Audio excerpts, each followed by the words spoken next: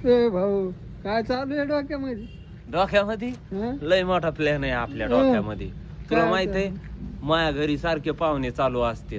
हं, हा मी काय करणार माहितीये का, आता पाहुणे आले तर आपण काय करतो पहिलं, चहा पाणी. हा मग? आता पाहुणे आले की चहा नाही बनवायचा, कारण 80 रुपये किलो साखर झालेली. मग का लिंबू सरबत नाही, नाही. बनवणार आहे का? चहाच बनवायचा, हं, पण काय करायचं माहितीये का, चहामध्ये साखरच टाकायची नाही आणि पाहुण्याला चहा द्यायचा.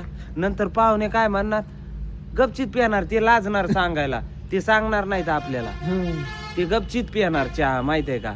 हं. किंवा जरी एखादा पाहुणा म्हणला बी, अर चहा मध्ये तुम्ही साखर नाही टाकली, फिका झालाय, आपण काय म्हणता, अर लक्षात नाही राहिलं चहा मध्ये साखर टाकायची.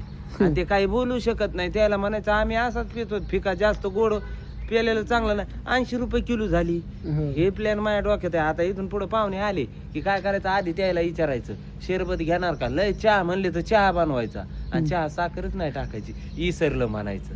पण सरबत म्हणलं तर शरबत म्हणले तर काय, त्याच्यामध्ये लिंबू टाकायचं आणि मीठ टाकायचं, लहानपणी जसं प्यायचं तसं, त्याच्यात साखर टाकून नाही द्यायची. हं.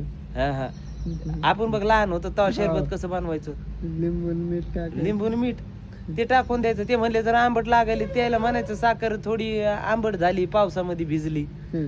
कसा आहे प्लॅन वा, माय. चहाचा विषय. 80 रुपये किलो कोण पाहिजेच बसलंय, पाहुण्याला काय काम आहे, 3-3 वेळेस घरीच यायला लागलाय. हा? एखाद्या वेळेस आला तर एक साहजिक आहे. हॉटेलला घेऊन जायचं. हॉटेलला गेलं तर चहाचे भाव वाढणारच ना, पी नाही तर नको पिऊ, त्याच्यापेक्षा त्याला दारू पाजलेली बरी. हा? हो यार, डोकं मी पण करतो भाऊ तसं. डोकं हं, लय डोकं आहे ना तुला. उगाच वर चाललो नाही मी.